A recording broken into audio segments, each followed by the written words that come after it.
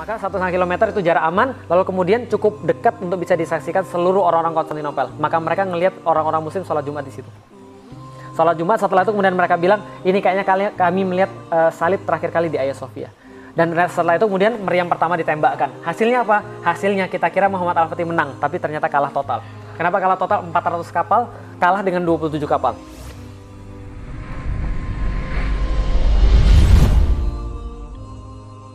Nah kemudian 18 meter ini tidak yang 18 meter tapi 3 lapis. Ini 3 lapis. Jadi struktur 3 lapis inilah yang merupakan struktur yang nggak pernah terjebol. Yang pertama parit, lebarnya 20 meter, dalamnya 10 meter. Yang kedua adalah setelah dia bisa lewat parit, taruhlah misalnya orang bawa kuda, kudanya berhenti di sini, dia harus kemudian berenang.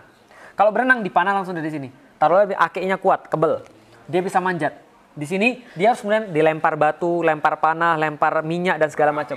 Lempar api, bakar. Ini tingginya sekitar 8 meter. Tebelnya sekitar 3 meter. Kalau bisa lewat sini, harus lewat sini lagi. Dilempar, dibakar. Tebelnya sekitar 5 meter, tingginya sekitar 12 meter. Kalau misalnya antum yang jadi pasukannya Muhammad Al-Fatih, gimana cara masuk ke dalam? Ingat loh, ini sudah 1123 tahun belum pernah jebol. Gimana caranya kira-kira? Loh, kayak ini gaya Escobar, bro. Gimana? Buat tunnel dari bawah. Jenius. Jenius. Tapi salah. Orang Serbia itu paling pinter gali perak. Iya. Mereka buat kemudian tunnel ke sini untuk ke sini, tapi ternyata orang-orang Konstantinopel lebih pinter. Mereka sudah antisipasi dengan cara apa? Mereka buat metode deteksi sederhana. Mereka taruh di sini baskom 1,5 meter satu baskom air, kasih air. Ketika ada orang gali di bawah getar. Dia tahu arahnya kemana, dia buat lubang, siram ter, dibakar. Nggak lagi. Nggak bisa. Maka semua cara nggak bisa. Maka Al-Fatih tahu kalau cara yang lama yang dicoba mesti nggak bisa. Harus ada the new one. Betul. Nah sekarang ada drone. Dulu belum ada drone. Terus gimana caranya? Pucuk dicinta ulam tiba. Suatu hari ada seorang seniman senjata namanya Orban. Orban ini orang Kristen. Orang Kristen dan dia dari Hungaria datang kepada Kaisar Konstantinopel. Lalu bilang begini, Kaisar saya punya senjata, mau bikin atau tidak? Lalu kemudian Kaisarnya bilang, saya mau bikin tapi kita nggak ada duit, nggak ada uang. Gini aja, kamu tinggal di sini, kamu nggak usah kemana-mana, nanti kalau kami punya uang, kami akan beli. Ternyata apa yang terjadi? Nggak terjadi-jadi, selama setahun akhirnya dia pergi ke tempat Muhammad Al-Fatih lalu bilang begini, gue punya senjata nih bos, mau bikin nggak? Penulisnya Muhammad Al-Fatih nulis kayak begini. Al-Fatih langsung berdiri terus bilang gini, kamu bisa nggak membuat sebuah senjata yang bisa melontarkan proyektil sebesar ini? Al-Fatih kan jago fisika. Maka dia sudah ngitung, I sama dengan M kali A, impact sama dengan massa kali akselerasi. Kalau ada massa sebesar itu yang bisa dilemparkan, itu tembok nggak akan tahan. Orban orang senjata, tahu. Lalu dia bilang begini dalam catatannya, bukan katapult, lebih besar lagi. Kemudian dia bilang gini, jangan-jangan kamu pengen menaklukkan tembok Konstantinopel. Al-Fatih bilang, kalau iya kenapa? Ini dicatat ini percakapan mereka. Orban bilang, kalau iya kebetulan. Gue sudah tinggal 1 tahun di sana. Dan gue nggak dibayar, dan gue nggak diapa-apain, senjata gue nggak dibeli. Al-Fatih bilang, berapa yang kamu perluin? Saya perlu segini. Saya bayar 4 kali lipat, buatkan bagi saya. Langsung dibuat oleh Orban, ini kemudian senjatanya. Namanya The Great Turkish Bombard. Yang main Age of Empire, tahu. Nah, Basilica Cannon kalau di Age of Empire. Tapi Age of Empire 2, bukan Age of Empire yang sekarang. Nah, ini The Basilica Cannon, kalibernya 0,7 meter, beratnya 18,2 ton, panjangnya 5,2 meter, tembaknya 1,6 km, jarak tembaknya, berat pelurunya 680 kg. Dan dibuat 2 bagian, supaya mudah untuk ditransport. Karena ini berat banget, semuanya besi dan tembaga di zaman itu. Nah, maka kemudian ini dibuat. Ini tempat mesiunya, ini tempat selongsong batunya yang sebesar itu 680 kg. Ditembak, duar, nyungsep 2 meter di bawah tanah. Al-Fatih bilang, bagus, tapi kurang. Kurang apa? Buatin ukuran 2 kali lipat. Oh bener, gimana caranya? Terserah kamu. Pokoknya saya mau ukuran 2 kali lipat. Dan dulu kan nggak ada molding standar. Nggak ada molding standar kan? Molding kan pakai ini dong, pakai tanah dan segala macam. Maka dibuat itu prosesnya ngeri sekali. Saya digambarkan prosesnya, saya baca prosesnya, dan kemudian digambarkan sama orang, saya pikir agak nggak mungkin begitu, lalu kemudian saya coba untuk reka ulang, saya belajar tentang masalah molding, saya belajar tentang masalah orang bagaimana nge-cast iron dan segala macam. Ternyata mereka buat kayak gini, mereka buat terowongan di dalam tanah, bentuknya kayak meriam, dan meriam itu kemudian dicor dengan tembaga sama besi, dan setelah kemudian dingin, dilepas tuh mereka bilang kayak kupu-kupu keluar dari kepompongnya. Keren banget. Nah, yang paling besar, ini yang normal 5,2 meter. Dan Orban membuatkan akhirnya satu lagi yang lebih besar daripada ini, ukuran 8,4 meter. Total ada 69 meriam, satu 5,2 meter, satu lagi 8,4 meter, yang lain ukuran standar. Ukuran standar berapa? 3 sampai 4 meter. Yang ini masih ada. Di Inggris nih. Nah, ini adanya di Museum Fort Nelson, Portsmouth, Inggris. Kalau ada artis kira-kira kayak gini. Portsmouth, Inggris. Artisnya kira-kira kayak gini. Lah, kenapa ada di situ? Ratu Elizabeth minta. Karena kalau nggak Ratu Elizabeth, pokoknya Raja Inggris minta bahwa dia mengatakan ini adalah termasuk meriam yang mengubah sejarah. Karena 1453. Nah, maka kemudian ketika ini kemudian sudah dibuat, maka mereka menyiapkan pasukan. Setelah berdiskusi dengan ulama-ulama, mereka bagi 3 arah. Dari sebelah timur mereka berusaha masuk ke dalam Teluk Tanduk Mas. Ini Teluk Tanduk Mas, buntu di sini. Dari sebelah selatan mereka berusaha untuk masuk lewat Laut Marmara. Dan dari sebelah barat mereka mencoba masuk lewat tembok Konstantinopel. Mereka nyerangnya dari mana? Dari sono. Karena mereka sudah masuk ke Eropa. Edirne namanya. Adrianopel. Dari Kaisar Hadrianopolis. Diganti nama oleh orang Turki jadi Edirne. Jadi gitu. Nah, mereka kemudian menyerang dari sini. Apa yang mereka persiapkan? Kapal-kapal perang dipersiapkan. Jadi orang Muslim tidak pernah punya kekuatan armada laut yang super besar kecuali setelah Al-Fatih bikin. Dan dia tetap nggak bisa mengungguli. Kapan dia bisa mengungguli? Pas zaman cicitnya, namanya Sulaiman Al-Qanuni. Nah, jadi ketika kemudian Sulaiman Al-Qanuni bikin pasukan armada laut, itu seluruh pasukan Islam itu menyamai seluruh gabungan pasukan Eropa. Karena waktu itu pasukan Eropa yang paling punya kekuatan laut adalah Venezia sama Genoa, belum ada Italia. Venezia, Genoa kan masing-masing kan satu kayak despot gitu pokoknya, jadi kayak kota-kota tersendiri. Kompas belum? Sudah ada kompas zaman itu. Betul. Nah, jadi ketika kemudian 400 kapal ini dibuat oleh Muhammad Al-Fatih mengepung Konstantinopel dari Laut Marmara, ini kapalnya masih kecil-kecil, masih sekitar 30 sampai 38 row. Dayung. 2 lapis, makanya namanya bireme. Bireme itu ada 2 row, semua gayung. Bisa masuk sungai, karena dia sistemnya gayung. Tapi lalu kemudian dari sebelah utara beberapa kapal kecil kemudian dikerahkan. Dan total 250.000 pasukan ini menyerang jalan dari Edirne sampai dengan Konstantinopel 2 bulan. Dan semuanya ditentukan oleh Aksyamsuddin. Nyerangnya di bulan ini, perginya di bulan ini. Gurunya. Nanti kita tahu kenapa. Nanti kita akan tahu kenapa. Gurunya jenius sekali. Nah, jadi meriamnya ini ditarik oleh 40 kerbau dan 100 orang yang ngeratain jalan. Karena rodanya kan masih roda primitif, bukan roda kayak sekarang. Nah, maka semuanya ini berjalan, mereka bilang ketika siang hari matahari tidak akan sampai ke terompah kami karena terhalang oleh panji-panji kami. Dan pada malam hari Anda tidak akan dapat melihat bumi karena tertutup oleh kemah-kemah kami. Ketika orang-orang Konstantinopel giliran melihat barisan-barisan mereka bilang gini, like a river of steel. Itu jalan pada mereka kayak sungai dari besi, bercahaya, mengkilat kemudian berjuzirah dan memenuhi pandangan kami from shore to shore. Memenuhi pandangan kami dari pantai sampai ke pantai. Maksudnya apa? Dari pantai sampai ke pantai, Muslim semua di situ. Sampailah mereka pada tanggal 4 April 1453. Istirahat pada tanggal 5 April 1453 dan pada tanggal 6 Aksyamsuddin bilang mulai penyerangan. Kenapa? Nah, kenapa tahu pada tanggal 6? Ada yang tahu? Karena itu hari Jumat. Dan kaum muslimin dari dulu selalu memulai hal-hal penting pada hari Jumat. Karena itu adalah awalnya hari. Jadi betul, kayak Seninnya kita. Ini Jumat. Sayyidul Ayyam. Penghulu daripada para hari itu hari Jumat. Paling bagus itu hari Jumat. Dan kenapa hari Jumat? Dan dimulai setelah matahari tergelincir. Kenapa? Karena pada saat sholat Jumat semua muslim mendoakan pasukan di garis depan. Maka dulu ketika sholat Jumat pasti mendoakan pasukan di garis depan. Ya Allah, permudahlah. Ya Allah, mudahkanlah Islam untuk tersebar dan segala macamnya. Karena berdoanya di hari Jumat. Nah, kemudian 6 April 1453 pagi-pagi dikasih seperti sabda Rasulullah, sebelum kamu kemudian untuk membebaskan satu negeri, maka tawarkan mereka untuk masuk Islam. Kalau tidak mau, tawarkan mereka untuk membayar jizyah. Kalau mereka tidak mau, maka perangilah orang-orang yang memerangi kalian. Karena kalian bukan untuk memerangi orang, bukan untuk memerangi manusia, tapi memerangi kezoliman untuk menyebarkan agama. Ditawarkan sama Muhammad Al-Fatih. Mau yang mana? Serahkan kota kepada kami, bayar jizyah, atau kemudian mau diperangi. Lalu kemudian kaisarnya bilang, lebih baik kami mati. So be it. Lalu kemudian tergelincir matahari, Al-Fatih kumpulkan pasukan di situ, 1,5 kilometer daripada tembok kota, cukup jauh untuk bisa dipanah, karena jarak panah waktu itu cuma 1,5 kilometer, nggak ada orang yang bisa lebih daripada 1,5 kilometer, cukup jauh untuk bisa dipanah, jauh sekali. Crossbow. Dan itu nggak bisa. Maka 1,5 kilometer itu jarak aman, lalu kemudian cukup dekat untuk bisa disaksikan seluruh orang-orang Konstantinopel. Maka mereka ngelihat orang-orang muslim sholat Jumat di situ. Sholat Jumat, setelah itu kemudian mereka bilang, ini kayaknya kami melihat salib terakhir kali di Hagia Sophia. Dan setelah itu kemudian meriam pertama ditembakkan. Hasilnya apa? Hasilnya kita kira Muhammad Al-Fatih menang, tapi ternyata kalah total. Kenapa kalah total? 400 kapal kalah dengan 27 kapal. Sadis ya, Konstantin. Karena kita baru bisa buat bireme, mereka sudah punya galeon. Apa itu bireme? Bireme, dua row orang yang dua row orang-orang yang dayung. Mereka punya galeon. Galeon itu geli. Mereka punya galeon, galia. Nah, galeon itu dibandingkan kapal-kapal kita dalam sejarah itu ditulis, dalam textbook ditulis seperti semut mengerubuti batang kayu.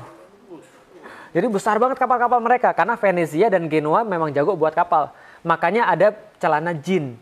Dari mana celana jin? Dari Genoa. Kenapa orang Genoa pakai celana jin? Mereka menemukan baju khusus untuk buat kapal, namanya jin. Orang-orang Genoa, mereka punya baju jin untuk buat kapal, ringan dan tidak mudah rusak. Maka kemudian ketika mereka punya kapal Islam kalah total di situ. Lalu kemudian dari sebelah timur gimana? Dipasang rantai segede kingkong. Rantai segini gini, nggak bisa lepas. Kapalnya tuh nggak bisa masuk karena dihalangi rantai. Bagaimana dengan sebelah barat? Meriamnya ditembakkan, tapi baru ketahuan kelemahannya. Apa kelemahannya? Reloadnya 3 jam sekali. Baru ketahuan kelemahannya. Maka 1 hari 1 malam cuma bisa nembak 7 kali. Nggak bisa lebih. Tembak, hancur semen. Tembak, hancur semen. Belum yang hancur-hancuran semua. Zaman dulu tembaga ditembakkan dengan mesiu itu koefisien geseknya panasnya luar biasa dan kalau ditembakkan terus pecah. Dan bukan hanya pecah di situ tapi dia tidak punya waktu yang lama untuk bisa jadi dingin. Barrelnya itu hancur. Banyak barrel hancur melukai banyak orang. 69 meriam itu banyak yang hancur sampai pada satu titik semua pada mati, tembok itu masih berdiri megah. 2 pekan setelah penyerangan itu tembok nggak ada ngaruhnya. Orang-orang muslim lihat ternyata persiapan kita tuh hancur lebur di bawah tembok ini. Mulai muncul suara-suara sumbang. Pernah naik gunung? Kapan orang paling banyak gagal pas naik gunung? Awal mulai, setengah, atau pas sudah mau nyampe? Betul. Orang sudah pas mau nyampe tuh biasanya banyak ngeluh, banyak stres, tiba-tiba kakinya nggak bisa bergerak, tiba-tiba segala macam, gue udah mau mati nih, gue udah mau jantungan nih. Padahal udah sampai. Betul. Itu orang banyak nyerah ketika udah mau sampai. Ketika dalam kondisi begitu, banyak suara-suara sumbang. Muhammad Al-Fatih orang gila. Pulang aja lah. Ngapain sini? Ini gara-gara anak kecil. 21 tahun, nyuruh-nyuruh kita. Banyak yang mati. Al-Fatih tahu, nggak beres semua. Ternyata memang betul. Dalam setiap perjuangan tuh pasti ada sampah. Yang suka nyebarin hal-hal yang nggak benar. Dan ternyata sampahnya datang dari higher rank. Hoaxer. Betul. Yang membuat orang jadi kacau balau. Betul. Nah, kemudian setelah itu dikumpulkan para perwira tinggi, Al-Fatih bilang, kita pulang atau kita lanjut? Semua nggak ada yang ngomong karena Al-Fatih ini 21 tahun temperamental. Dan ini menyebabkan kenapa sejarah itu lebih senang dengan Salahuddin dan lebih kejam pada Muhammad Al-Fatih. Karena Al-Fatih memang temperamental, Salahuddin enggak. Salahuddin sangat baik sekali. Muhammad Al-Fatih temperamental. 21 tahun tapi kalau ada yang salah, itu bisa bahaya. Nggak ada yang ngomong kecuali satu orang yang tua, yaitu adalah penasihat dari zaman bapaknya namanya Halil Pasha. Halil Pasha bilang, Muhammad, kamu tahu saya? Iya, kamu adalah penasihat dari zaman bapak saya. Silakan Lala, silakan kakek, silakan ngomong. Saya tuh melihat kamu tumbuh dari anak kecil banget menjadi orang yang dewasa. Dan menjadi panglima yang sangat hebat dan keren banget. Dan gak ada yang bisa mimpin kecuali engkau. Lalu dia bilang, tapi masalahnya adalah, saya tuh dari kemarin ngelihat kamu tuh sangat-sangat temperamental dan kamu sangat-sangat keras kepala. Gara-gara kamu banyak pasukan kita mati. Kamu tahu nggak kalau kamu terus-menerus sombong kayak begini, nggak ada lagi yang tersisa untuk kamu pimpin. Kita pulang aja. Kita terima aja uang dari Yunani untuk kita pulang. Ternyata dia sudah disogok. Al-Fatih kemudian nggak senang, tapi sebelum dia selesai ngomong, meja dibanting sama Zaganos Pasha, seorang mu'alaf, namanya Zaganos Pasha, orang Yunani. Dia bilang gini, jangan dengarkan kata-kata dia. Saya nggak mau kita kalah di sini, kita berhadapan dengan batu-batu tersusun akan ngalahin kita. Saya nggak mau. Kalau kita punya Allah, kita akan bisa melawan semuanya. Mereka nggak punya siapa-siapa. Dan kita nggak mau kalah di depan batu-batu ini. Dan saya ingatkan pada setiap kalian, kita pas pergi bukan mau kembali. Tapi kita harus mencapai 2 hal. 1, mati syahid, atau kita kemudian dapat kota ini. Al-Fatih kemudian bilang, oke kalau gitu lanjut atau tidak? Lanjut. Nah setelah lanjut, mereka bahas. Apa masalahnya? Masalahnya di sini ada rantai. Di sini nggak bisa pakai kapal. Di sini nggak bisa pakai meriam. Advisernya bilang, penasihatnya bilang, gini caranya. Kalau kapal kita bisa masuk ke sini, kita nyerang dari utara, maka pasukan bertahan di sebelah barat yang perbaiki tembok terus-menerus sehingga perfect terus, ini terpaksa akan menyebar ke sebelah utara. Maka tembok tidak akan bisa diperbaiki seperti semula. Tapi gimana caranya? Memecah perhatian. Diversion. Tapi gimana caranya? Ini ada kemudian ini. Ada rantai. Ternyata Al-Fatih bilang, setelah semuanya stalemate, nggak tahu gimana caranya, stres, Al-Fatih bilang, gampang, setiap masalah pasti ada solusinya. Kan dia kan baca sejarah banyak. Dia tahu kan, gimana solusinya? Dia bilang gini, gampang. Kita kan punya kapal. Sorry. Kapalnya ini, naik gunung. kita coba kemudian untuk daratkan dulu di Galata. Horor ya sekali. Setelah kapalnya kita daratkan di Galata, Naikin aja. kemudian kita angkat. Setelah kita angkat, kita balikin lagi. Nah, kita sekarang ada di perairan mereka. Agar. Orangnya bilang kemudian, betul juga ya. Kenapa kita nggak kepikir ya? Tapi mohon maaf Sultan, apakah Sultan lupa kalau Galata ini adalah sebuah bukit? 60-an meter Pak, 1,5 kilometer bawa kapal, serius nih. Lalu kemudian mereka bilang, ini nggak mungkin. Keluar quotes-nya Al-Fatih yang sangat keren banget, yang sampai sekarang masih dipajang di mana-mana. Jangan bilang pada saya nggak mungkin sebelum kamu mati dalam mencobanya. Jadi kalau kamu masih hidup, mungkin. Betul. Jadi kalau kamu masih hidup, jangan ngomong mustahil. Sudah keputusan Sultan, semua oke. Lantas kemudian diputuskan pada 21 April, kapal-kapal akan diangkat. Yang terjadi kemudian, pada esok harinya 22 April 1453, 72 kapal pindah dari Selat Bosforus kepada Selat Tanduk dalam waktu 1 malam. Luar biasa. 1 malam pindah 72 kapal perang. 1 malam. Dalam waktu 1 malam. Dan punya Pirates of the Caribbean. betul. Betul. Hans Zimmer gitu kan ya. Nah, ketika kemudian pada esok harinya 22 April 1453 itu mereka tuh kaget. Kenapa? Konstantinopel tuh kemudian tiba-tiba takbir dari atas Bukit Galata. Mereka lari tunggang langgang naik ke atas menara yang paling tinggi, mereka lihat horor. Bendera la ilaha illallah Muhammad Rasulullah itu berkibar di atas, benderanya Turki warna merah dan warna-warna yang lain. Yang pas mereka lihat ke bawah lebih stres lagi. Kapal-kapal perang masuk ke dalam wilayah mereka yang mereka rasa paling aman berubah jadi wilayah yang paling berbahaya bagi mereka. Dan kemudian mereka tetap melanjutkan perang sampai tanggal 27 Mei 1453. Hampir 2 bulan sampai Al-Fatih bisa buat lubang yang besar banget yang nggak bisa diperbaiki lagi. Setelah buat lubang yang besar banget, Al-Fatih katakan pada hari ini 27 Mei berhenti semuanya untuk berperang. Berhenti semuanya. 2 hari lagi serangan terakhir. Kalau kita kalah, biar kita terkubur di bawah tembok-tembok ini. Dan kalau misalnya kita nggak bisa menaklukkan kota ini, saya lebih baik nggak usah jadi pemimpin. Karena saya nggak mau kecuali ada kota ini.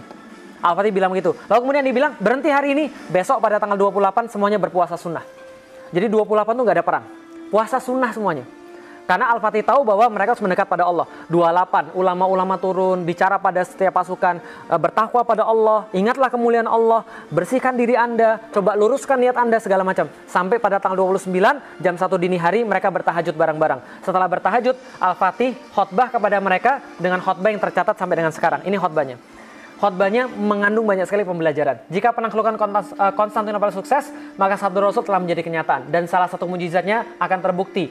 Dan kita akan mendapatkan bagian daripada apa yang menjadi janji daripada hadis ini, kemuliaan dan penghargaan. Oleh karena itu, sampaikanlah pada pasukan satu persatu kemenangan besar yang akan kita capai akan menambah ketinggian dan kemuliaan Islam. Bukan saya, tapi Islam. Bukan kita, tapi Islam. Yang ini paling penting. Untuk itu, wajib bagi setiap pasukan menjadikan syariat selalu di depan mata dia. Ini penting banget. Kenapa? Kemenangan itu syaratnya tidak boleh ada yang maksiat. Selama masih ada yang maksiat, Allah gagalkan pertolongan pada orang-orang itu. Jangan maksiat, jangan maksiat, jangan ada yang melanggar syariat. Nanti kalau kita menang, jangan ngusik tempat peribadatan, jangan ngusik gereja. Kalau saya ketemu dengan mereka, jangan ganggu para pendeta, jangan ganggu anak-anak, jangan ganggu wanita, jangan ganggu orang-orang yang tidak berdaya. Ini pesannya siapa? Pesannya Rasulullah SAW. Bahkan kata Rasulullah, jangan tebang pohon tempat orang berteduh, jangan membumi hanguskan, jangan bakar rumah, jangan apapun. Kita punya Allah, kita melakukan ini bukan karena apapun, tapi karena mensyiarkan Islam. Setelah kemudian itu, dia bagi 3 pasukan. Pasukan pertama adalah pasukan jomblo. Nah, jadi ini orang-orang jomblo-jomblo ini, gitu kan ya. Kalau masuk sana, naksir boleh nggak? Hah? Kenapa? Naksir boleh. Boleh, nggak ada masalah. Nah, maka jomblo-jomblo ini ada pasukan pertama. Kenapa? Jomblo-jomblo zaman dulu terhormat. Mereka tuh kayaknya saya pikirin kenapa mereka mau jadi pasukan pertama, karena mereka bosan ditanya setiap Syawal, kapan kawin gitu. Jadi mereka mau mati aja. Jadi gitu. Ini pasukan jomblo pertama. Dikasih waktu dari jam 2 sampai jam 4. Oh ya gitu. Saya lupa ada satu jomblo. Iya, kapan kawin. Jomblo dikasih waktu jam 2 sampai jam 4. Mereka paling minim peralatan, tapi mereka sangat semangat. Nama pasukannya pasukan Azab. Bukan Azab, bukan. Azab itu artinya jomblo. Orang-orang yang belum nikah. Jadi pasukan Azab ini 2 jam 4. Jam 4 ditarik mundur. Jam 4 dikeluarkan pasukan reguler, pasukan Sipahi, pasukan bersenjata berat tapi kemudian pasukan reguler. Jam 4 sampai jam 6 Sipahi ditarik. Dan nggak ada kemenangan juga. Jam 6 dikeluarkan Yeniseri. Jam 6 dikeluarkan Yeniseri, sebelum matahari bersinar dari sebelah timur, the rest is history. Konstantinopel takluk. Sebelum matahari bersinar dari sebelah timur, dia masuk dari gerbang ini, dia sengaja milih Gate of Carisius. Artinya gerbang Ar-Rahman. Gerbang Ar-Rahman dia masuk. Di sini ada tulisan pada hari Selasa 29 Mei 1453 berapa milad dan segala berapa hijriah segala macam, Muhammad Al-Fatih pada pagi ini memasuki kota ini. Dan sayang sekali ketika saya pergi ke Turki pertama kali, saya nanya di mana tempat ini, di mana tempat ini, nggak ada satupun guide yang tahu.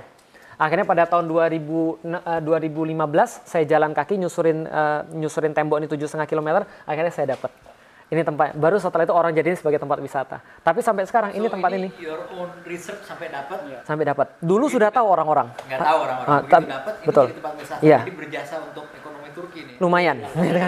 Tapi sebelumnya orang sudah tahu dan sudah pernah menggambarkan. Cuman hilang bagi orang Turki. Itu dulu Edirne Kapı, sekarang sudah hilang. Saya bilang sudah hilang gimana? Masa ini hilang? Sekarang jadi tahu tempat apa?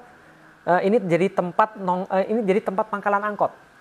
Dan kalau Anda lewat sini, pesingnya minta ampun karena gelandangan di sini, gembel di sini. Dan pemerintah Turki masih belum memperhatikan tempat ini. Bagi saya ini tempat sesuatu.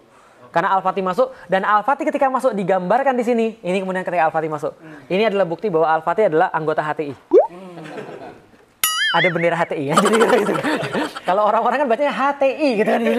Padahal la ilaha illallah Muhammad Rasulullah. Ini gambar dari zaman dulu. Muhammad Al-Fatih, gurunya Aks Syamsuddin dengan berbagai macam ras dan etnik, dia sangat toleran sekali pada semuanya. Dia masuk dan kemudian mengucapkan alhamdulillah, semoga Allah merahmati para syuhada, memberikan kemuliaan pada mujahidin dan kebanggaan dan syukur buat rakyatku.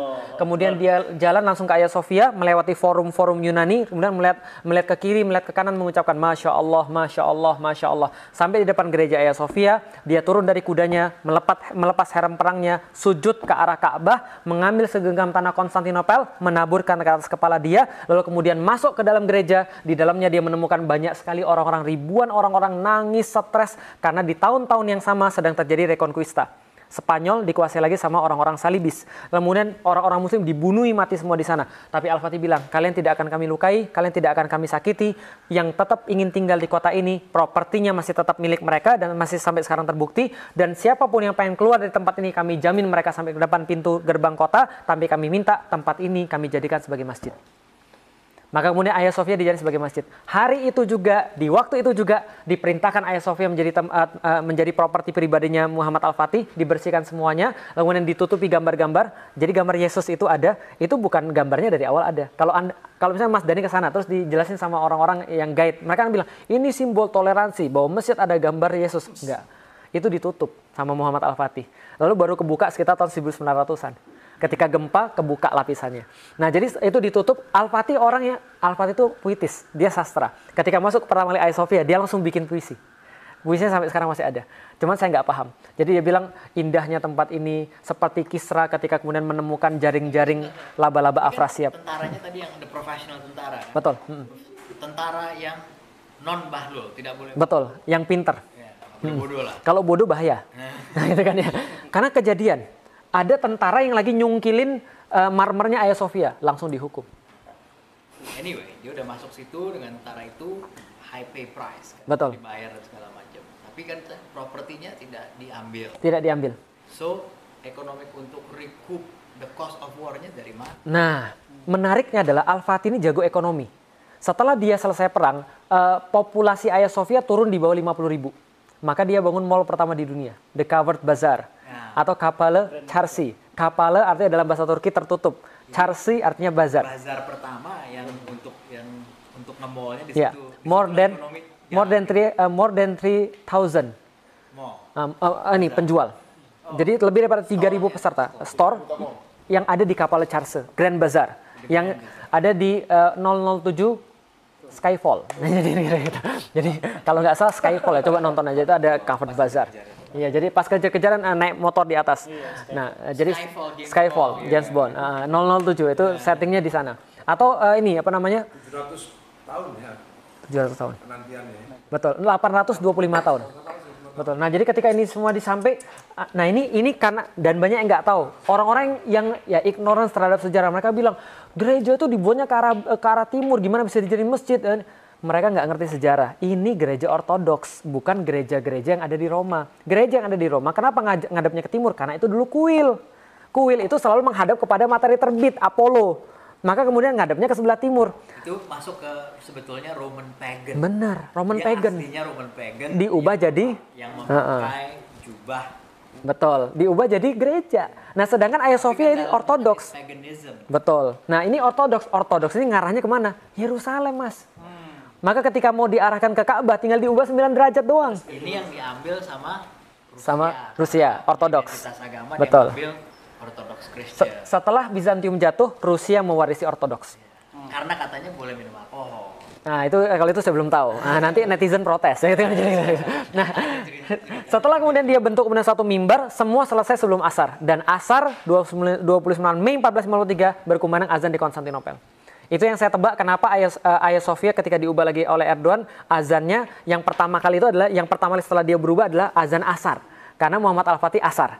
Nah, setelah kemudian azan masih jadi kemudian gereja sampai dengan sekarang. Dan itu adalah tanda-tanda ya luar biasanya. Nah, ini adalah kemudian awalnya. Saya pengen jelasin sedikit tentang Hagia Sophia. Yang warna abu-abu ini struktur baru. Dibuat oleh Mimar Sinan untuk supaya anti gempa. Karena ini adalah kubah terbesar di dunia, hampir 60 meter. Dan berapa kali jatuh gara-gara gempa. Karena Konstantinopel kan tempat gempa. Lalu kemudian dibangun lagi, dibuat lagi segala macam. Nah, ini struktur-struktur penahan dibuat kemudian untuk supaya Hagia Sophia nggak jatuh. Asli cuma kotak ini aja. Yang merah. Yang merah. Dan ini dibangun. Dan menurut yang saya temukan, Mimar Sinan ketika buat struktur ini semuanya diintegrasikan dengan struktur awal. Kalau mereka mau cabut ini menara-menaranya, ini strukturnya hancur semua. Jadi fondasinya didalemin lagi lah. Betul. Jadi ini kemudian dilakukan oleh Mimar Sinan. Nah, ini 825 penantian, 54 hari perang. Luar biasa. 8 abad. Materinya mulai dari sini. Tadi pendahuluan, ini materinya. Materinya saya mau nanya pada Al, El, dan Dul. Kapan penaklukan Konstantinopel terjadi? 29 Mei tahunnya berapa? 1453. Oke, 29 Mei 1453. Salah. Batu April kan? Bukan. Kapan penaklukan Konstantinopel terjadi? 29 Mei 1453. Salah. Kapan? Jawabannya adalah Konstantinopel takluk bukan 29 Mei 1453, tapi ketika Rasul mengeluarkan dari lisannya akan ditaklukkan kota Konstantinopel. Rasul mungkin bohong nggak? Sedekah Rasul. Rasul nggak mungkin bohong. Maka ketika Rasul ngomong itu sudah selesai.